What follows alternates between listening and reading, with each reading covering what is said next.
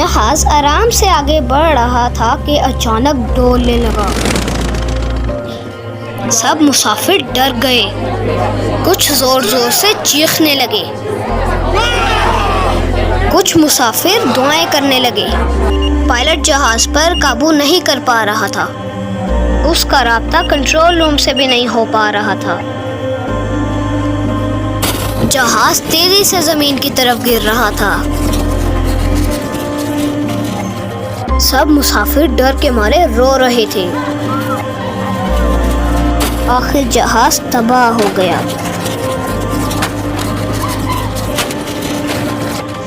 جس جگہ جہاز تباہ ہوا تھا یہ افریقہ کا ایک گھنا جنگل تھا۔ موضوعاتی طور پر تمام مسافر محفوظ رہے۔ کچھ مسافروں کو معمولی خراشیں آئی تھیں۔ سب مسافر پریشان دکھائی دے رہے تھے۔ اس گھنے جنگل میں مدد کا ملنا بہت مشکل تھا۔ آخر ہمت کر کے سب لوگ ایک طرف چلنے لگے۔ اچانک انہیں کچھ جنگلی لوگ نظر آئے۔ ان سب نے پتوں کے لباس پہنے ہوئے تھے۔ سب مسافر انہیں دیکھ کے ڈر گئے۔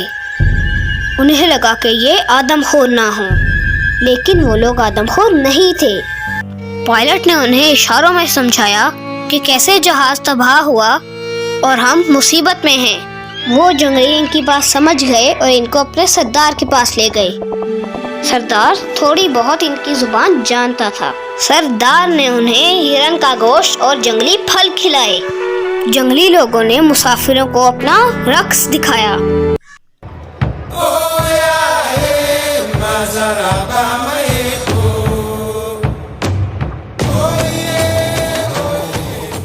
جنگلیوں نے لکڑیاں جمع کی اور ان کو آگ لگا دی تاکہ اگر کوئی جہاز یہاں سے گزرے تو ان کو دیکھ لے۔ ایک دن بعد وہاں سے ایک جہاز گزرا۔ آگ کے الاؤ کو دیکھ کر نیچے اتر آیا۔ اتفاق سے وہ جہاز انہی کے ملک کا تھا اور وہ سب مسافروں کو لے کے ان کے ملک کی طرف روانہ ہو گیا۔ جنگلیوں نے نم آنکھوں کے ساتھ ان کو رخصت کر دیا۔